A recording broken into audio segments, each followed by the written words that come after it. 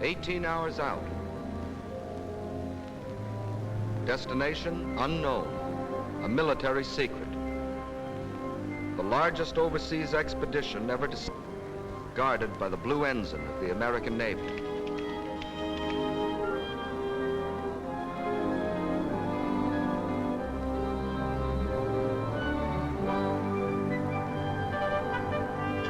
Southwards from Britain, some 3,000 miles away, an even greater convoy, twice the size, moves in its appointed place across the seas, shielded by the white ensign of the British Navy.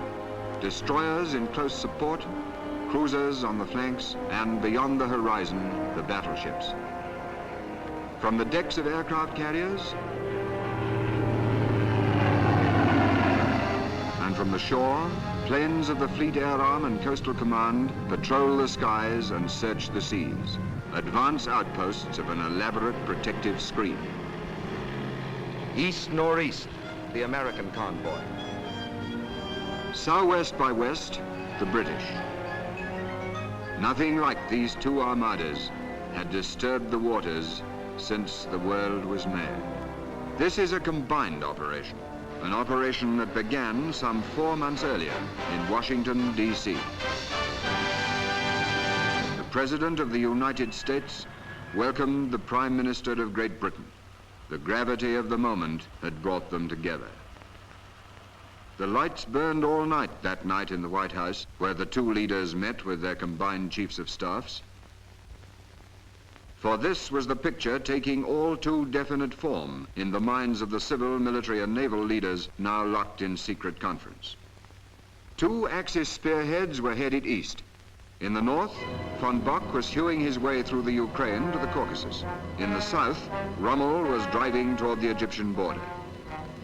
These two spearheads were intended to meet in Iran and head eastward towards India. In the Orient, Japan had occupied the coast of China, the East Indies, Malaya, and Burma in preparation for the drive westward through India. If these two enemy spearheads were allowed to meet, Russia and China, except for their remote Arctic ports, would be completely isolated. Japanese raw materials and German production would be combined. The peoples of Europe, Asia, and Africa, 7/8 of the world's population, would be enslaved. By morning, a decision, both bold and revolutionary. Bold because in this, our darkest hour, we dared to take the offensive. Revolutionary because that offensive was conceived, planned, and executed by the peoples of two nations. The time and the place had been agreed upon.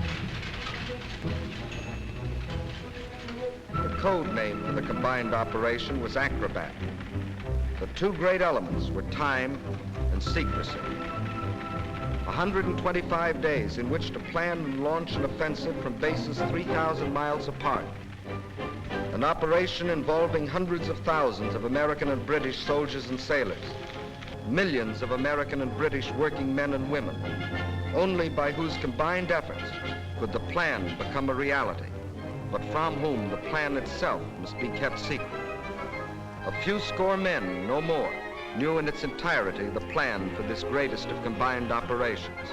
In London and Washington, British and American officers were placed at adjoining desks to work through the days and nights of grinding toil that lay ahead. And gradually, in the enforced daily intimacy, men grew to know and respect each other. Thus was born the relationship out of which an Allied army came into being. To them came hourly reports on the vast undertaking of forging the striking weapon. It was a race against time.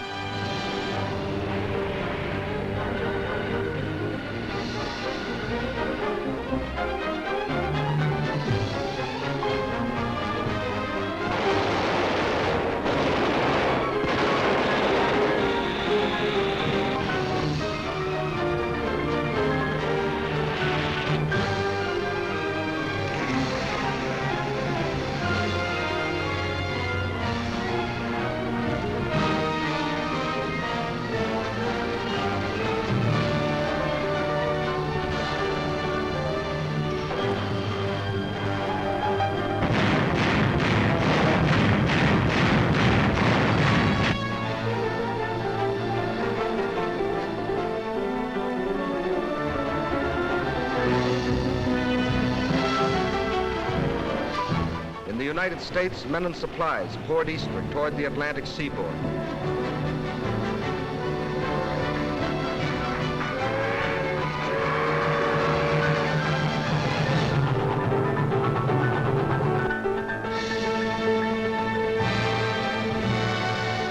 In Britain also, by road and rail, an army was on the move.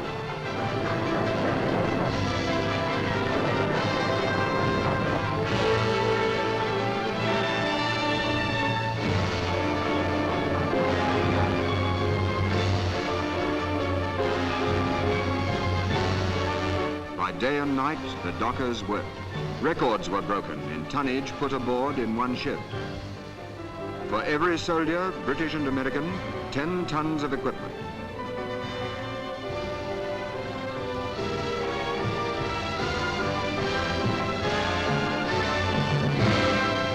On both sides of the Atlantic, the effort was tremendous. Guns, trucks, aircraft, petrol, water, food, barbed wire, locomotives. Of ammunition alone, we shipped 520 different kinds.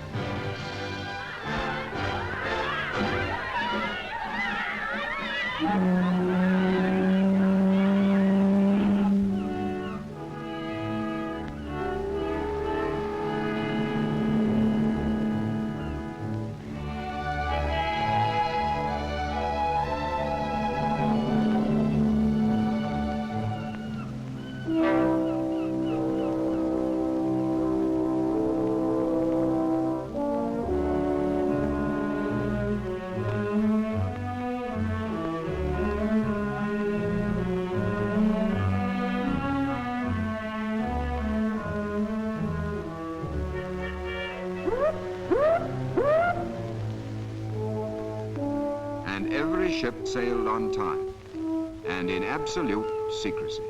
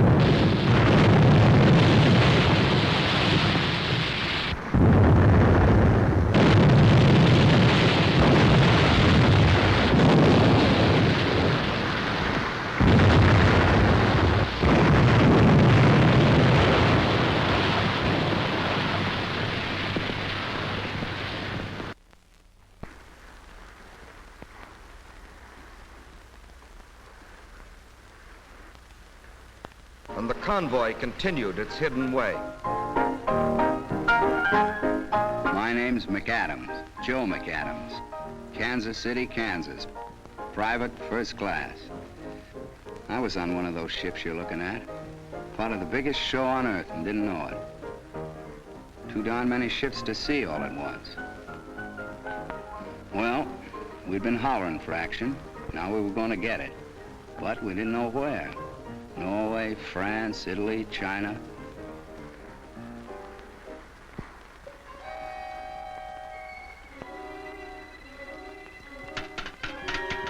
Finally, on the 5th day, we got the news. I mean, what we'd been waiting to hear. They handed out little guidebooks. I remember the first line. You are to do duty in North Africa as a soldier of the United States. Gave me kind of a kick. Why North Africa? What was the plan called Acrobat? The convoy from America was heading east, the one from Britain heading south. At a given point west of Gibraltar, the British convoy would divide. For 12 hours, the two halves would proceed in opposite directions. Then the second half would reverse its course and follow the first, passing Gibraltar 24 hours behind. Thus, with clock-like precision, the combined operations would begin with simultaneous landings at Casablanca, Oran, Algiers. Casablanca to protect our flank against an Axis attack through Spanish Morocco. Oran and Algiers to secure bases from which to press eastward. Then the occupation of Tunisia, from which we could cut Rommel's supply lines across the Mediterranean. Next, to trap and destroy Rommel's Africa Corps between our allied forces and the British 8th Army. Thus, one arm of the Axis pincer would be amputated, and supply lines round the Cape of Good Hope would be shortened by half through winning control of the Mediterranean. North Africa would be ours, with bases from which to stab at the heart of the Axis citadel.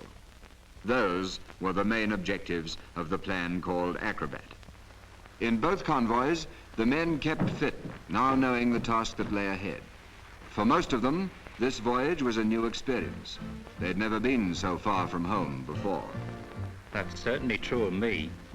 My name's George Metcalf.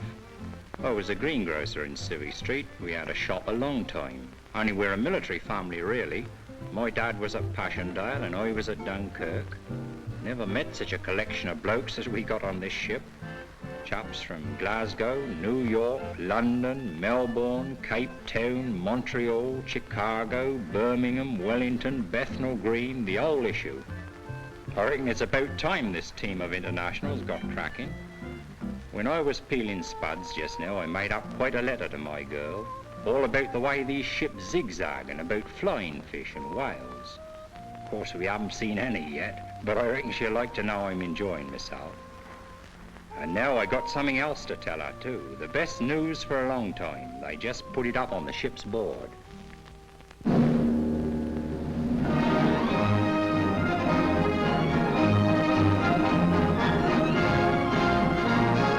But the 8th Army's offensive was only one phase of a larger strategy. Included therein, the bombings of Genoa, Naples, Turin, precision bombings of the Renault factory turning out Rommel's tanks. All these a part of the plan called Acrobat, of which the enemy still knew nothing. Nothing of the submarine trip to Africa by General Mark Clark, with a message to be smuggled into France. Nothing of the arrival at Gibraltar of General Eisenhower, where he was joined by General Henri Giraud, who had received General Clark's smuggled message. The enemy knew nothing until the last possible moment, when the first half of the convoy from Britain steamed past the fortress of Gibraltar. It was at night that the ships passed through the straits. The time had been carefully chosen, for here in narrow waters, attack seemed certain. Aboard ship and on the rock, everyone stood to, but the ships moved steadily on. It was as though, for the moment, the enemy's sword had fallen from his hand through indecision. This time, it was in Rome and in Berlin that the lights burned all night. For the first time since the war's beginning, somebody else was calling the tune. But before the enemy could collect its wits or its forces, our ships lay, as planned, off their appointed destination.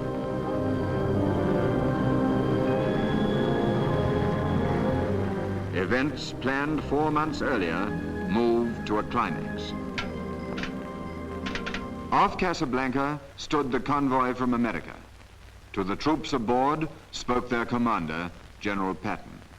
Soldiers and sailors, it is not known whether the French African Army will contest our landing, but all resistance, by whomever offered, must be destroyed. However, when any of the French soldiers seek to surrender, you will accept it and treat them with the respect due a brave opponent and future ally. Remember, the French are not Nazis or Japs. November the 8th, 1942. Orders of the day. The words "play ball," transmitted by the task force commanders, signifies that all forces are to take vigorous and offensive action against the enemy. A large searchlight shown in a vertical position at night signifies that the enemy has agreed to the terms of the Allies.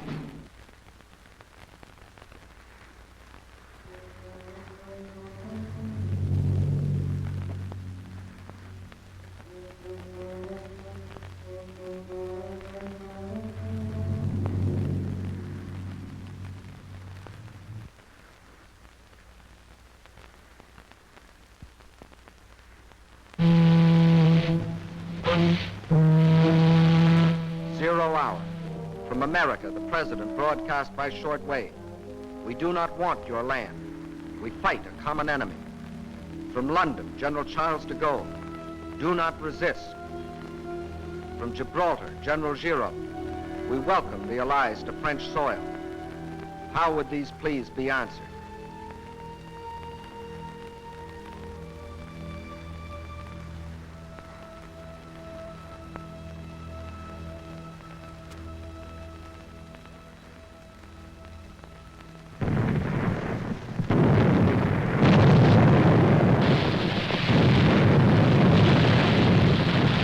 Play ball.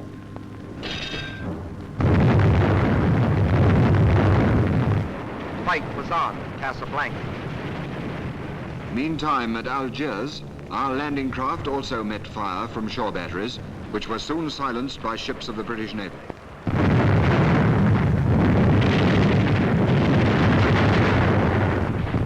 Here, too, the French troops ashore were asked by radio to indicate a friendly attitude by throwing their searchlight beams vertical. It wasn't long before, here and there along the coast, searchlights were seen pointing to the heavens. As dawn broke, fighter planes from Gibraltar, fitted with extra fuel tanks, took off without even waiting to hear whether the landing fields at Algiers had been captured. By 7 a.m., resistance at Algiers was finished. British and American troops had landed east and west of the city, penetrated 10 to 15 miles, and held the heights and all vantage points. In Algiers, on that famous November the 8th, was Admiral Jean Dallon, French Vice Chief of State under Marshal Pétain. It was after consultation with him that the French commanding general agreed to surrender the city. Meanwhile, at Oran,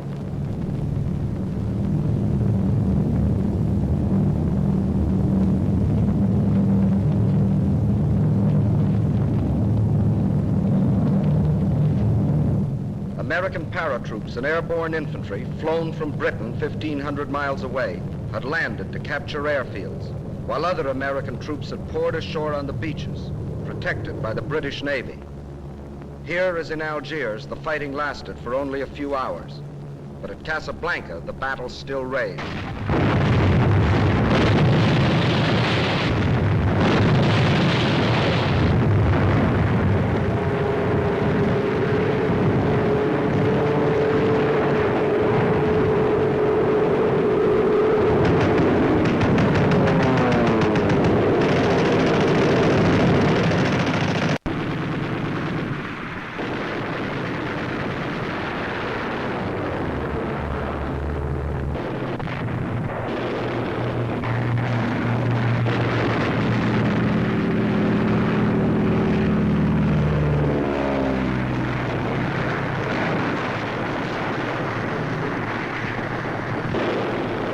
Shore batteries and the heavy guns of the French battleship Jean Bart and several cruisers, destroyers, and gunboats put out a devastating fire.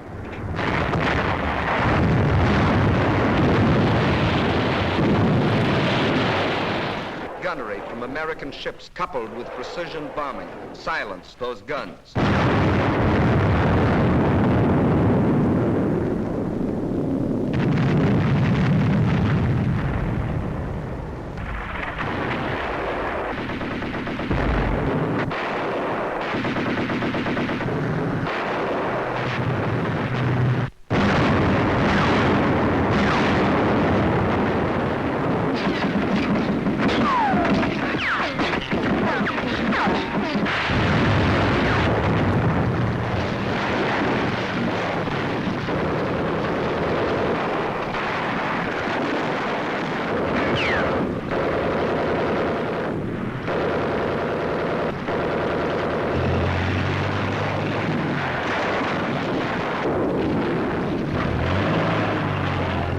Striking inland from the beaches north and south of the city, shock troops cut the railways, other lines of communication, then converged upon the town.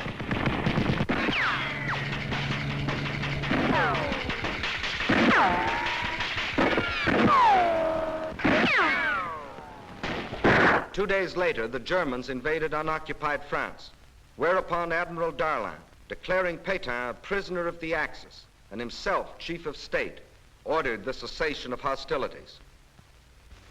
In proof of the surprise of our landings, German armistice commissions were caught flat-footed in each city. Their jobs, to bleed North Africa of her raw materials and farm products. The people of North Africa were evidently not sorry to see them go.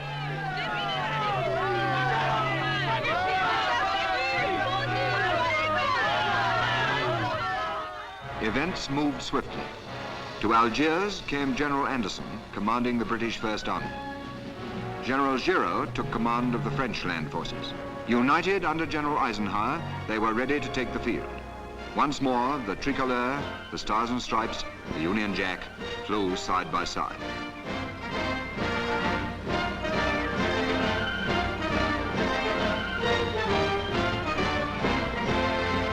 But the enemy had lost no time. Across the Mediterranean, by sea and by air, he was pouring men and equipment into Tunis and Bizerta. Despite this, we determined to start the campaign at once, hoping to reach the distant cities before the enemy's grasp had become too strong. This was a bold decision, for the British First Army was as yet little more than one division, and the bulk of the American forces were needed to safeguard our position in Morocco.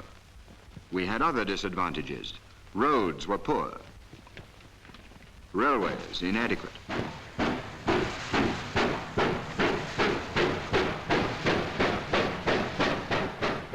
The enemy beyond the mountains had short supply lines from Sicily and Sardinia. Our own, stretching forward from the improvised base at Algiers, were 4 times the length. Even more important, we lacked as yet forward airfields, whereas the enemy in Tunisia had all the permanent airfields he needed. In less than a month, the weather would break. Could our slender force, in the last days of autumn, achieve a flashing success against time and a stronger enemy? With immense energy, the attempt was made. By road, Allied infantry, tanks and artillery moved towards the hills. By rail went General Giraud's men with mules for mountain transport. By air flew British and American parachutists to capture suitable ground for airfields and the tactical points nearby.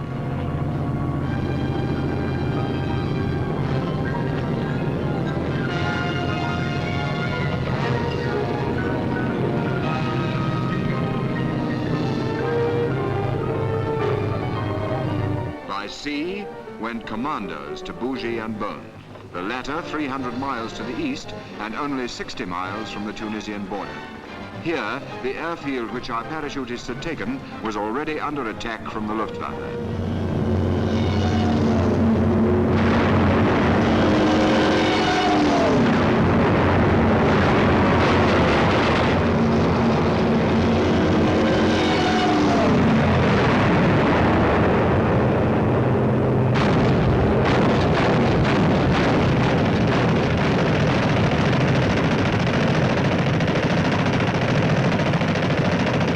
It was our only permanent forward airfield and had to be fought for repeatedly. In 3 columns, we advanced towards Tunis and Bizerta. And still the enemy poured into Africa. By mid-November, 1,000 a day. Among them, Marshal Kesselring, Mediterranean Commander-in-Chief, the man who had made his name infamous at Warsaw and Rotterdam. November the 18th, 10 days after our first landings, our mixed force of Allied troops had crossed the frontier into Tunisia and skirmishes were frequent.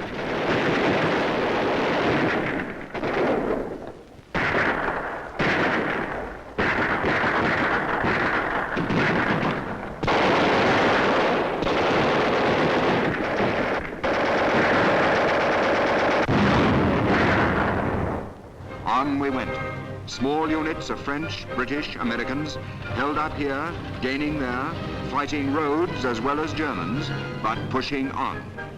By November the 22nd, we were in Béja, 450 miles on the road to Tunis. News came that 30 miles on, the French under General Barré were holding Mejes el Bab against the Germans. The French were fighting stubbornly, equipped with little more than machine guns and rifles. General Anderson promptly moved to support them. Together, we held Mejes, henceforth a pivotal point, and forced the Germans back. But now we went into the plains and were increasingly exposed to the enemy's more numerous tanks and aircraft.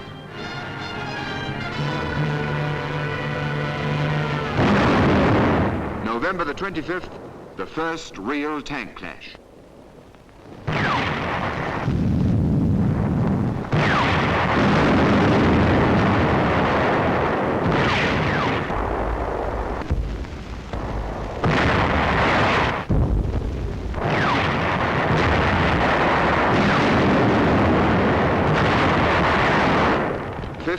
Enemy tanks destroyed, and the rest withdrew. And on we pushed towards Tunis and Bizerte, racing against time and the weather. 60 miles from Bizerte, 50 miles, 40 miles. Our supply lines inexorably thinning, our reinforcements fewer and fewer.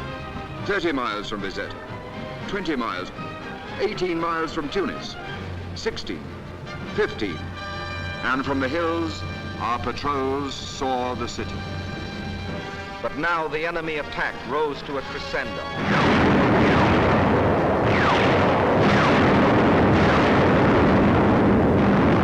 From the skies, a bombardment to which we had no adequate answer.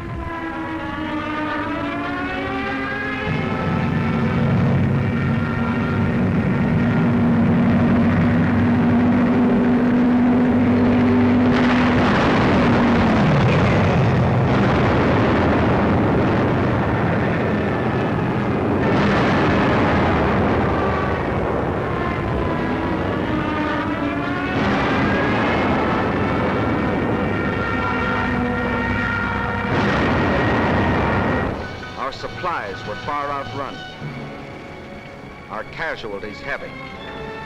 Even as the goal was in sight, the race had been lost.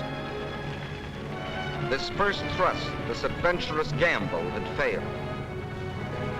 We fell back to the protection of the hills.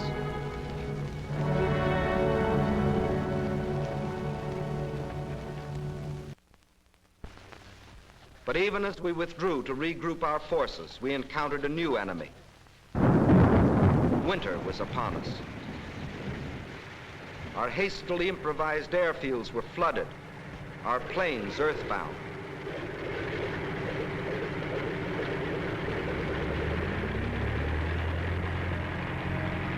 The roads became running streams.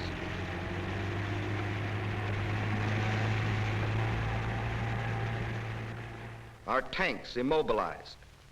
All hopes of a quick victory had finally foundered in a sea of mud. But the race for Tunis and Bizerte had not been in vain. For our battle lines, now stabilized, ran south from Mejes el Bab, through Usultia, Faid, Maknassi, and Gafsa, along the barrier ridge of mountains known as the Great Dorsal, which separated the German-occupied coastal plain from the mountainous regions to the west. German expansion was possible only through a series of passes traversing the Great Dorsal. And all through the winter months, we held those passes against incessant German attack.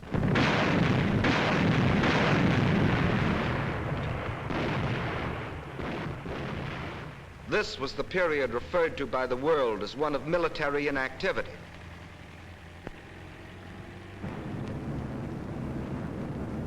A period during which we sustained nearly half the total casualties incurred during the whole North African campaign. That's right.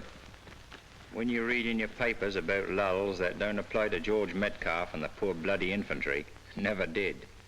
We're on the job every night, patrols in the hills and in the woods.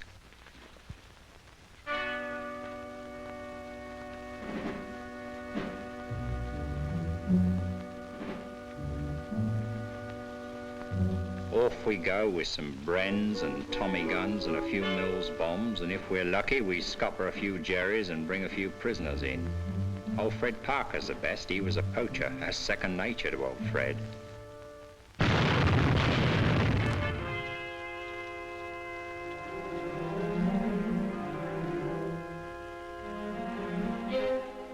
When we get back, we're camouflaged so you can't tell whether we're men or walking lumps of mud.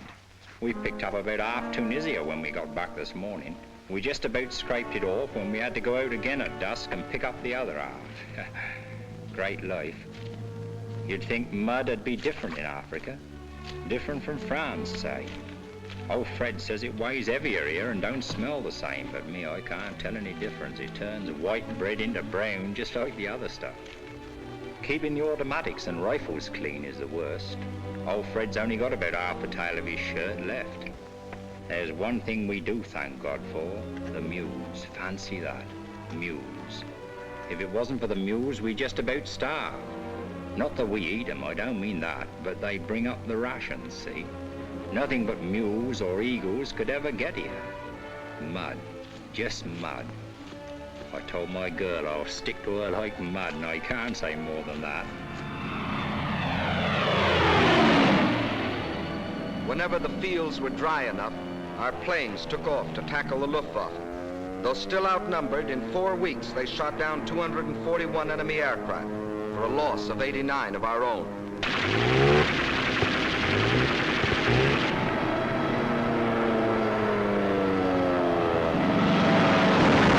Further back, day after day, the Strategic Air Force was taking off to kill the enemy's effort at its starting point. Liberators from the east, fortresses from the west, went forth to destroy enemy bases in Italy, Sardinia, Sicily.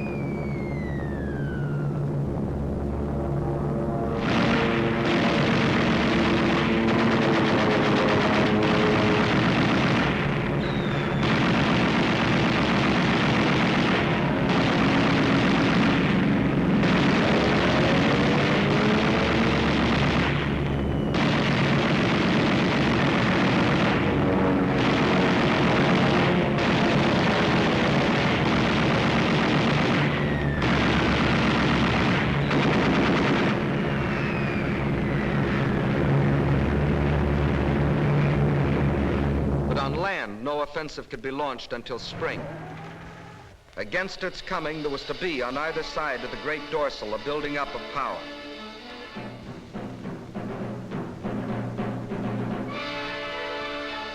Over supply routes that spanned on the German side 150 miles of water, and on our side hundreds of miles of land, and then thousands of miles of water.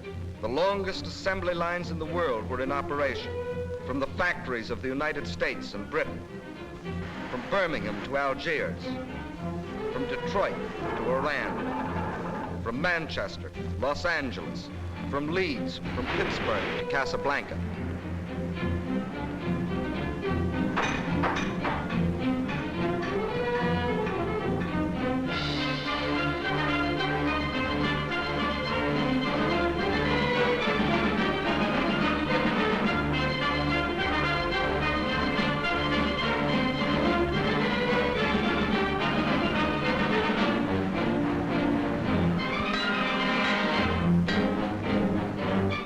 Trains were assembled on the spot, loaded with freight and sped forward.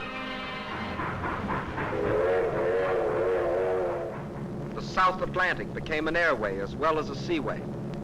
From Brazil, flights of P-38s equipped with extra fuel tanks were flown across the seas. Each flight led by a flying fortress which provided navigation. From Gibraltar, aircraft which had been brought by ship from Britain and reassembled on the Rock were flown off to Tunisia. Nearly 1,500 planes reached the front by this route.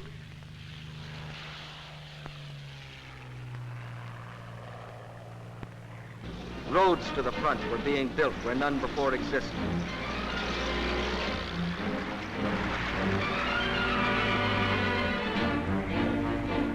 On wet, still unfinished landing strips, giant planes sat down with cargoes of materiel. Our reservoir of power was filling up.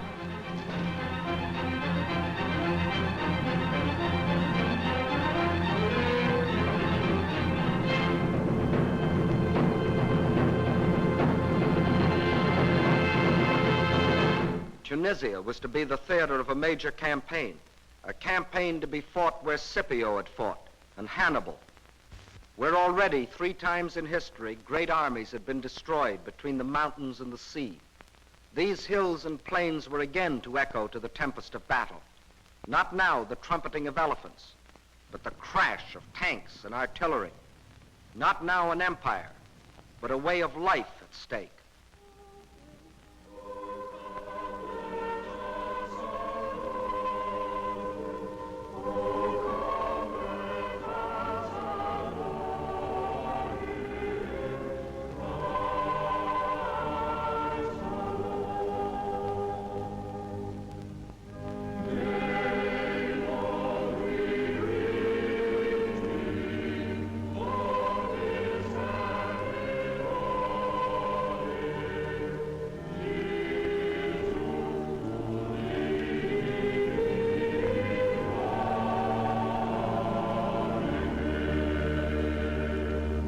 On this Christmas 1942, our soldiers and airmen in Tunisia and the Western Desert gathered together in little churches or under the open sky.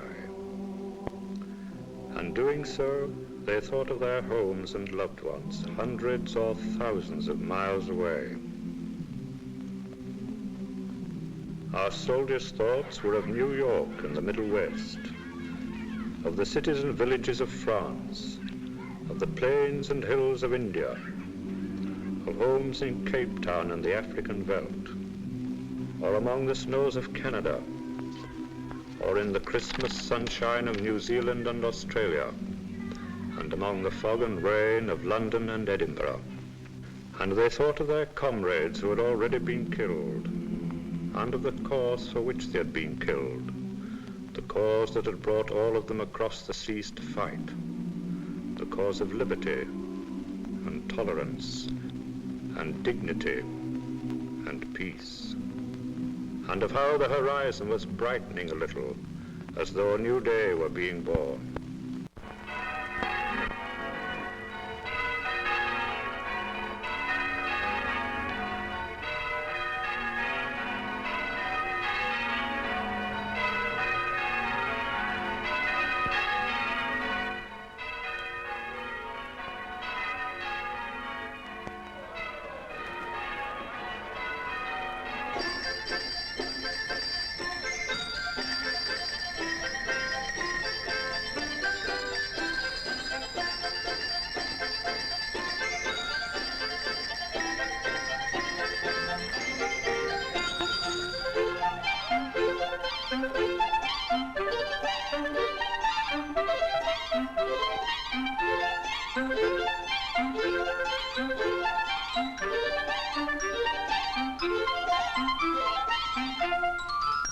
A lot of us guys got packages at Christmas.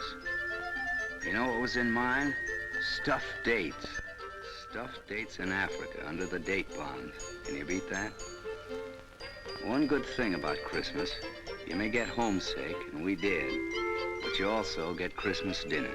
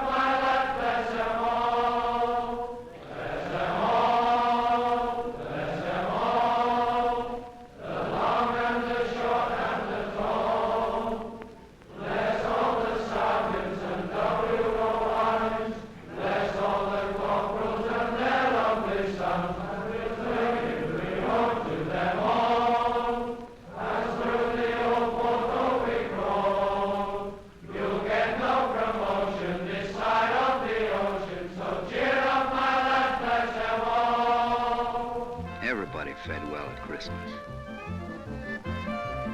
including the pets.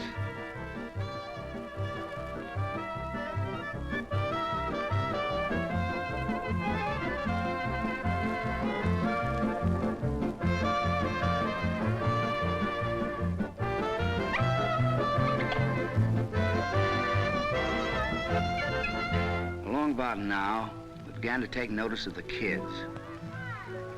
First off, they were kind of shy. But Arab kids are no different from the kids back home when it comes to candy.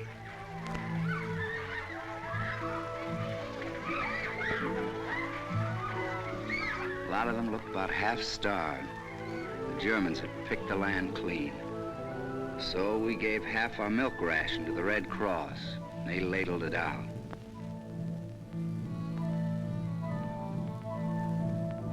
Off duty, we just roamed around, looked. And we saw some mighty strange sights.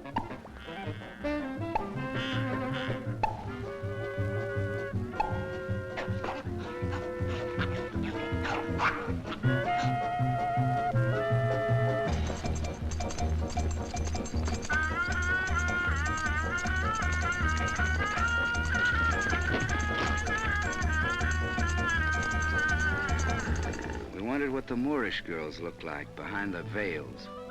Wondering was about as far as we got. One Sunday, the middle of January,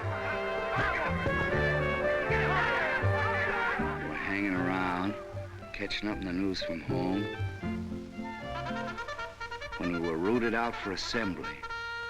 They told us to polish our brass and shine our leather. Some of us said, "What's the big idea?" Well, we found out. And you could have knocked me over with a tank. It was the Prez himself, riding along in a Jeep.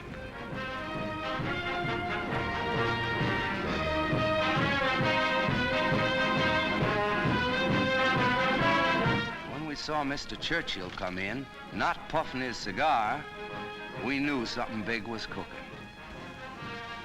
In a small seaside hotel at Casablanca, discussions began at once. Their purpose, to design the shape of victory in Africa and beyond. First, a meeting was arranged between Generals de Gaulle and Giraud, who had succeeded Admiral Darlan, assassinated a month earlier.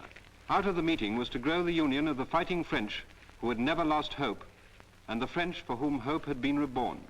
Second, the united command for the new Tunisian campaign was created. The Allied troops in the area were now predominantly British, but by common agreement, General Eisenhower continued in supreme command. As his deputy commanders, 3 British officers, General Alexander on land, Admiral Cunningham on sea, Air Chief Marshal Tedder in the air. Under them, British, American and French officers and men serving side by side. The whole scheme a dovetailing of command, unique in military campaigns.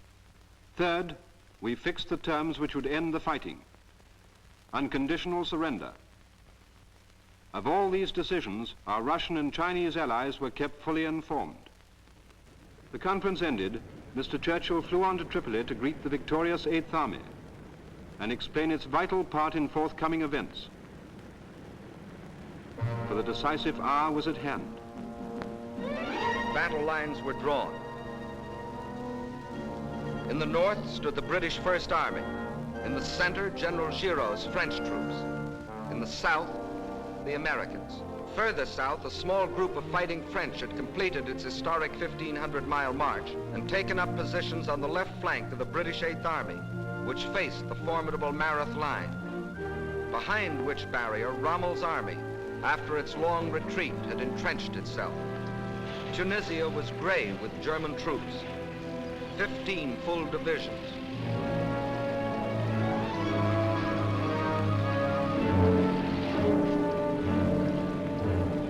No scratch troops these, but battle-wise veterans of Poland, France, the Balkans. They, together with 7 Italian divisions, were armed with the most modern types of equipment, including the newest fighters and bombers of the German Luftwaffe. The German orders were, hold Tunisia at all costs. Keep control of the Mediterranean. Rommel, standing behind his Mareth line, saw that he must soon be faced with an attack in the rear from the Allied armies along the Great Dorsal, as well as an assault by the 8th Army at Mareth. He therefore struck first, in an endeavor to remove the menace behind him. On February the 14th, the blow was struck. Heavy armored columns burst out of Faid Pass in the mountain barrier and through into the valley beyond. In the face of their onslaught, Allied armor withdrew with heavy losses. By the 21st, the enemy had forced his way through the Kasserine Pass, and his armored columns were advancing in a three-pronged thrust. One main column aimed at Tabessa, our supply base in southern Tunisia, and another at Thala, key town in our lines of communication. Almost within sight of his objective, he was halted. American, British, and French forces all stood immovable against the final impact, and in counterattack broke it, while Allied air power pounded Rommel's lines of communication and supply. The threat was ended. Advancing past destroyed German armor, we reoccupied Kasserine Pass, and by March the 17th, the original battle lines had been restored. As soon as Rommel saw that his westward thrust was doomed, he made an abortive attack south against the 8th Army. The Germans unveiled the new Tiger tank, the British the new 17-pounder anti-tank gun.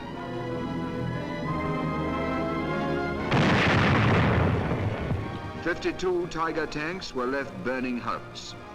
From then on, the initiative was ours." Of the various strategies which might now be employed against the enemy, General Eisenhower chose one which envisaged the entire military situation in terms of a cylinder.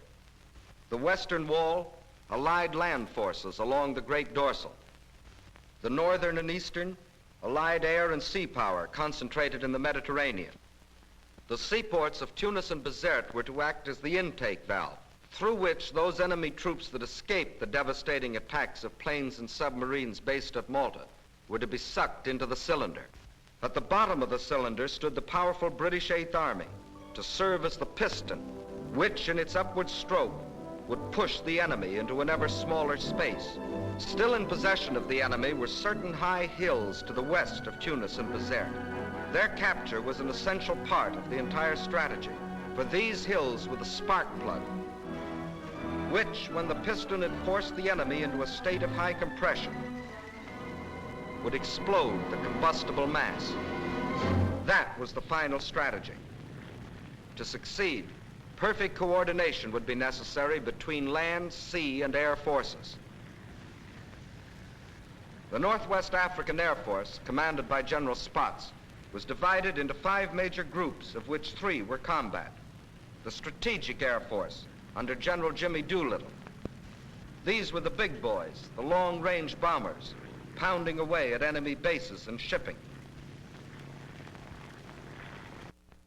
The Coastal Air Force, under Air Marshal Lloyd. Day and night fighters, these, protecting ports and convoys. And finally, the Tactical Air Force, a new conception of air power developed by the British in the Middle East. All fighters and attack bombers, British and American, were placed under one command so that we could strike with the full force of our flying artillery when and where it would do the most good. Air Marshal Cunningham in command of this group, and General Alexander in command of all ground forces, lived and worked side by side in a tent camp in the Tunisian mountains.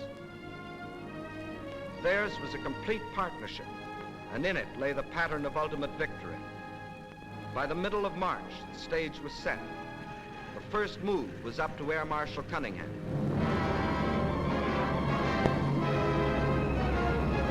In a continuous 24-hour assault, the Mareth fortifications were pounded from the air.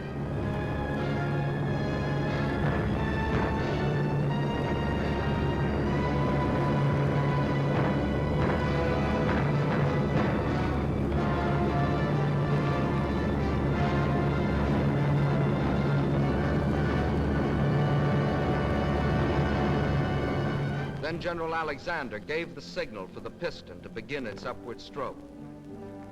Montgomery, looking ahead, had planned the Mareth battle 3 months before.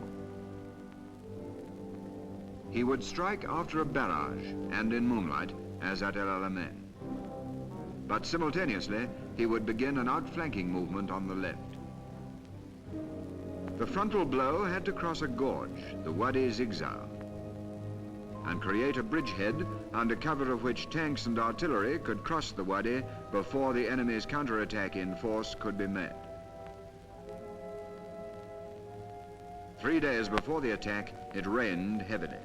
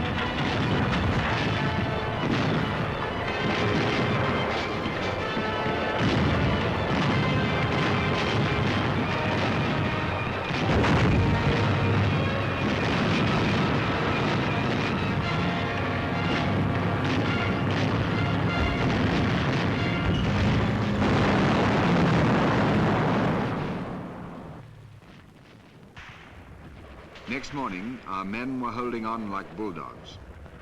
Only 4 tanks had got across, but with these and their own arms, our infantry kept the bridgehead intact. The enemy, fearing another El Alamein, now withdrew armor from other sectors and threw it in.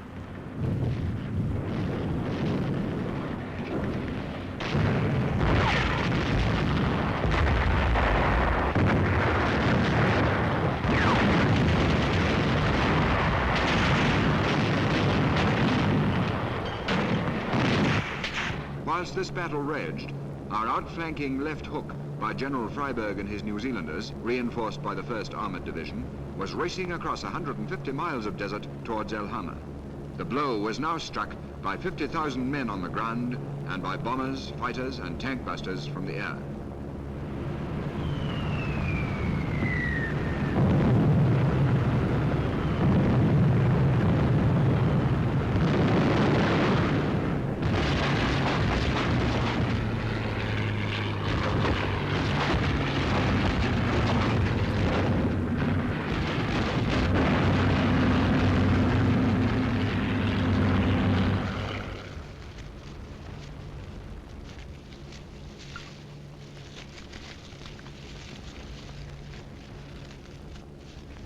The Germans, pinned down by the Northumbrians at Mareth, moved their armor too late. The New Zealanders, thenceforth to be known as the left hookers, drove through.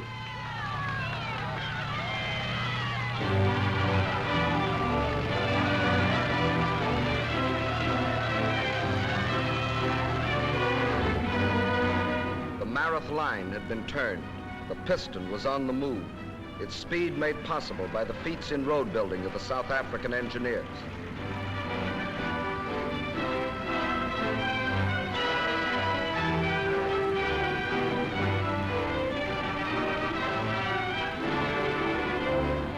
Air and naval forces shelled and bombed all along the seawall.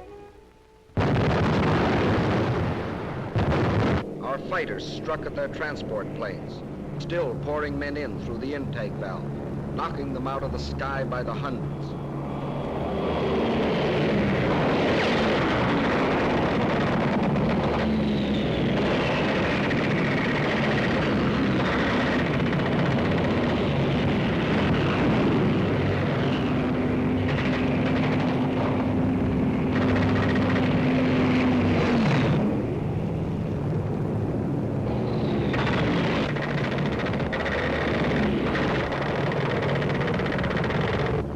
On land, the British First Army was a constant threat in the north, while in the center, the French had attacked at Pichon, and further south, the Americans had broken through to El Guitar and McNassy, thus enforcing constant pressure all along the land wall of the cylinder.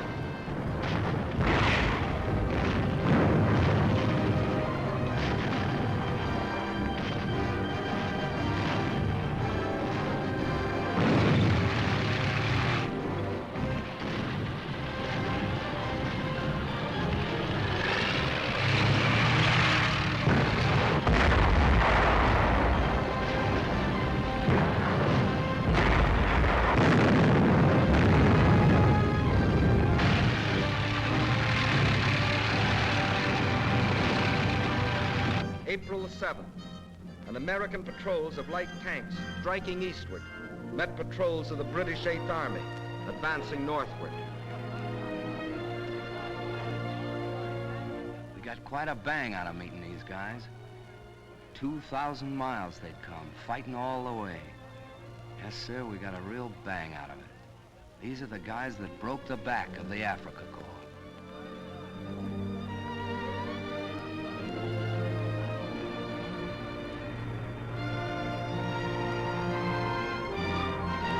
Still, the piston pushed relentlessly on. April the 10th, Sfax fell. April the 12th, Sousse. And on April the 20th, after exactly 30 days of fighting in pursuit, the 8th Army had driven the enemy into the hills beyond Enfidaville. And in its wake was a great homecoming. What got me was watching those villagers coming back, mostly on little donkeys piled up with so much stuff you'd wonder how they carried it. Reminded me of the Bible somehow, you know, the donkeys and the hills behind and these folks trekking home. There was one old chap spoke a bit of English, and he comes up to me and old Joe McAdams and he says, "Thank you, thank you, thank you, thank you." And then he started shaking hands with us. I thought he was never going to let go.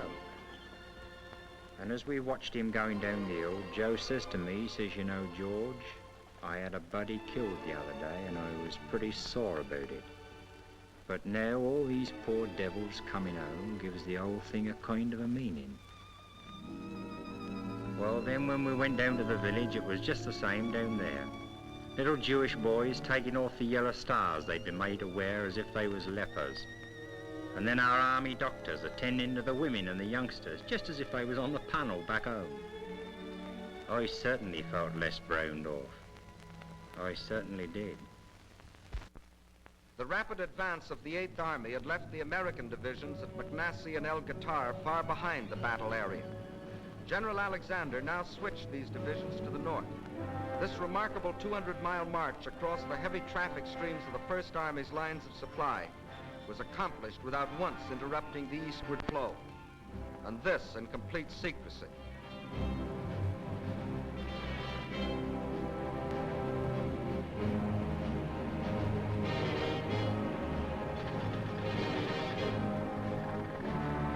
The piston had completed its upward stroke.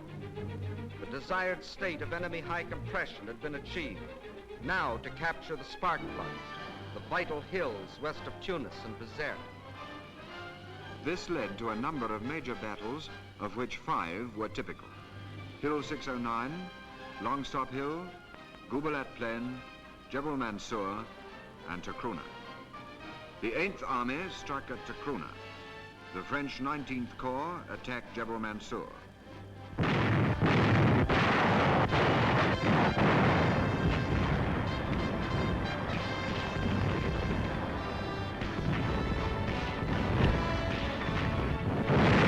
On the Gubalat Plain, the British 6th Armored Division, striking towards Tunis, had drawn upon it most of the enemy's remaining armor.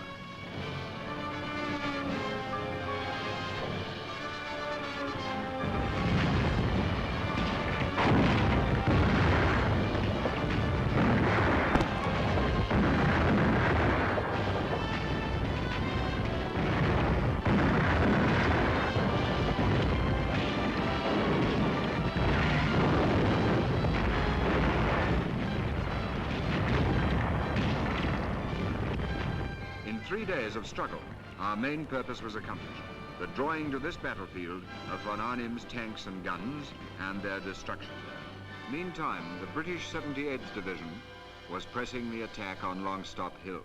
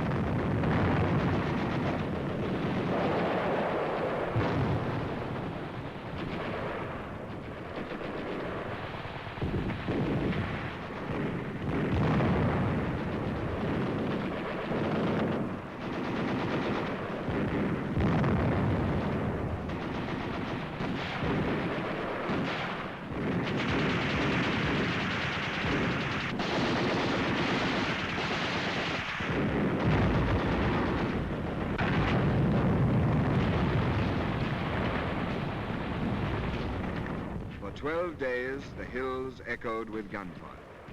Positions were taken, lost, and retaken. When the German lines broke at last, their dead lay in hundreds, unburied on the battlefields.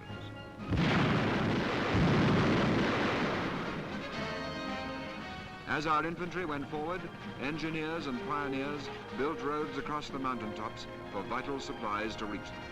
In 14 days, they built 11 miles. Meanwhile, further north, the Americans had embarked on their phase of the campaign. This started with the assault on Hill 609. Long-range artillery started the attack.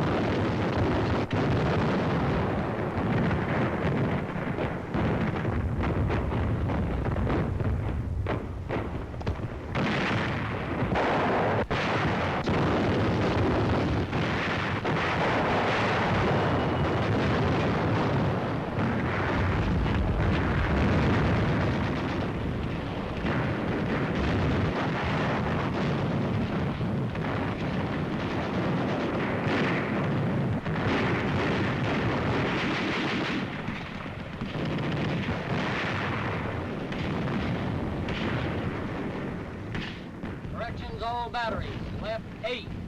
Baker.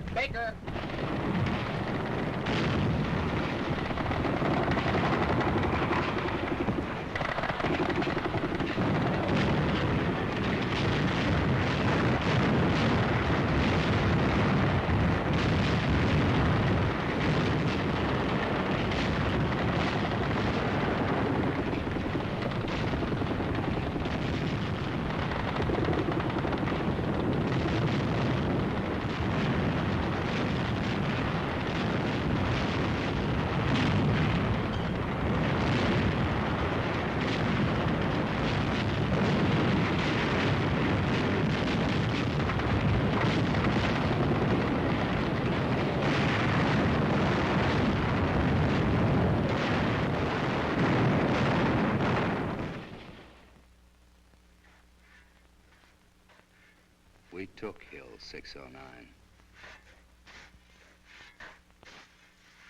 There weren't as many of us guys when we got to the top as there'd been at the bottom.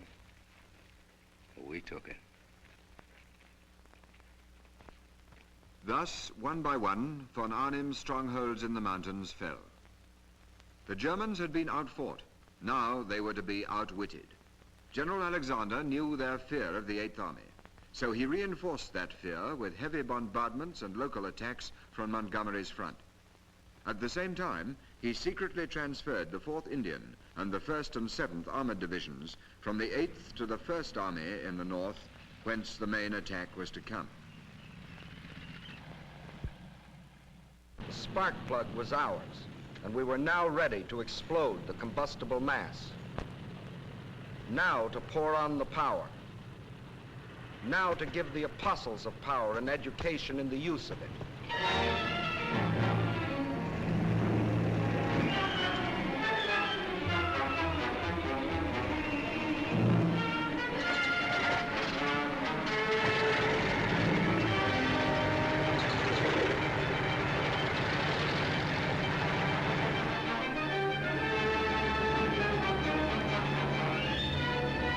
British and Americans in the air with everything that could fly.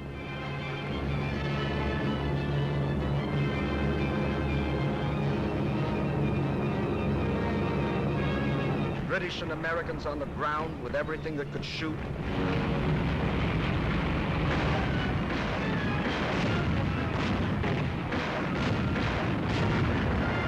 French artillery, French infantry.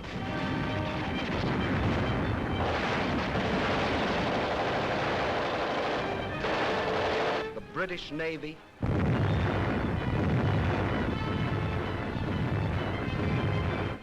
poured forth their concentrated fury.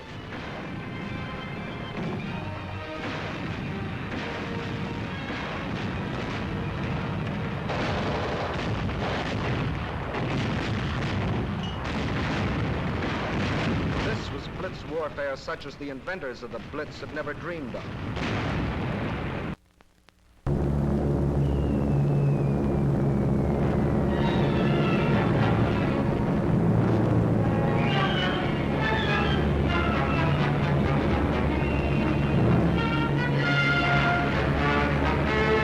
Nazis' challenge to the free world to fight or surrender was being answered.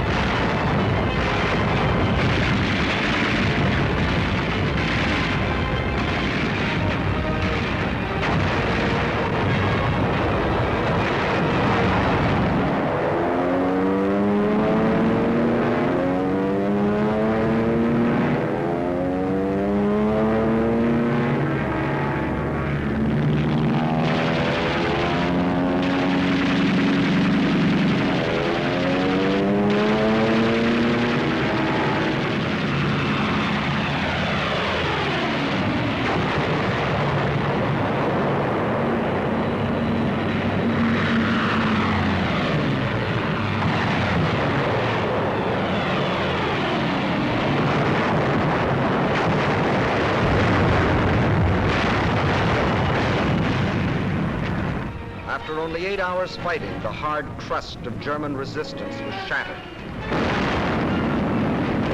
Our armor crashed through.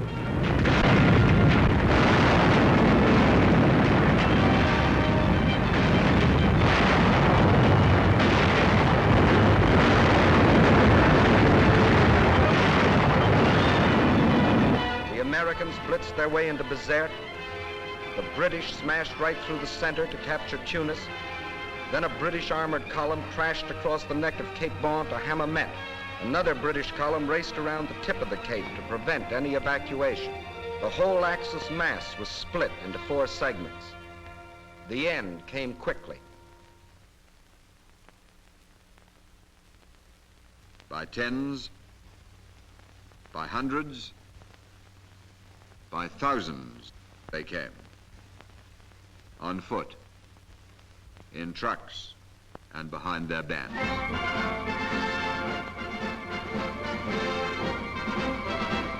The greatest mass surrender of fully equipped troops in modern history. We had lost nearly 70,000 men, dead, wounded, and missing. 35,000 British, 18,000 Americans, 15,000 French. But for every man we had lost, the enemy lost 5. And at the end, 15 full divisions, 266,000 of their best men laid down their arms. No Bataan this, no Crete, no men riddled with disease and shrunken with hunger, fighting to the last barehanded. Educated in the school for power, they were quick to recognize superior power. And when they did, they quit cold. This is the end of the Axis African adventure.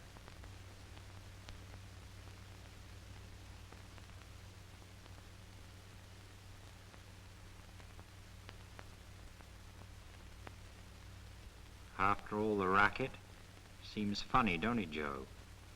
So quiet. Yeah. What's biting you, Joe? I don't know.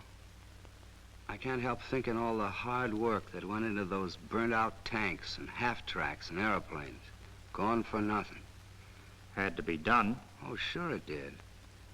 But still in all, think of all the trucks and automobiles and things all that junk might have been.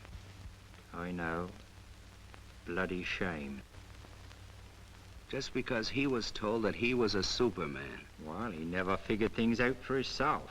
Never argued the toss same as we do. Too bad he didn't hear some of our arguments at the old Dog and Fox back home. You know, I guess that's the real difference between us and them. We argue the toss, as you say, and they don't. Yeah, and when you don't argue the toss anymore, you aren't half a man anymore. Right. You're just a blooming tool, like a spanner or a saw or a gimlet. Maybe they like it that way. Maybe they do, but suppose somebody tried to use you or me like that, Joe. Suppose somebody said put that fella's eyes out or turn a hose pipe on that Jew or on that woman. Would we do it? What do you think? You and me, Joe, we may not always think alike, but we do think. You and me and old Alphonse and the rest, we certainly think all right. You know, George, I got an idea. Why can't we, after the war, the same work gang, I mean, keep on swinging together? What couldn't we do? You mean build more houses than ever was? Yeah, that's it. And ships, thousands of ships? Right. And food so's nobody be hungry no more? Yeah, building things up instead of blowing things up. Like, I don't know, like dams in the desert and roads through the jungles, maybe bridges across all the oceans. We could do it, I bet you. Yeah, do all the jobs at once doing and knock the block off anybody who wants to start another war. And bring the smiles back to the kids' faces all over the world. Boy, what a job. But just now, Joe, it's the same rough road. The same road you and me have just come. The same bloody hard road. And for quite a while yet. Boy, oh boy, what a job. Bringing back the smiles to kids' faces.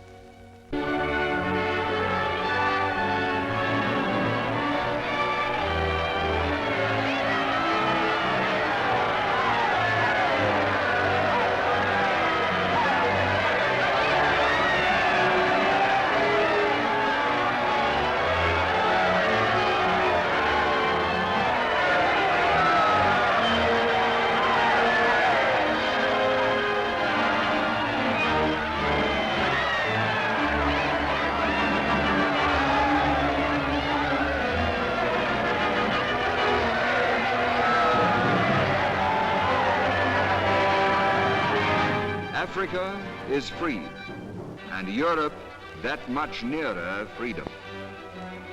The liberating hosts are on the wing.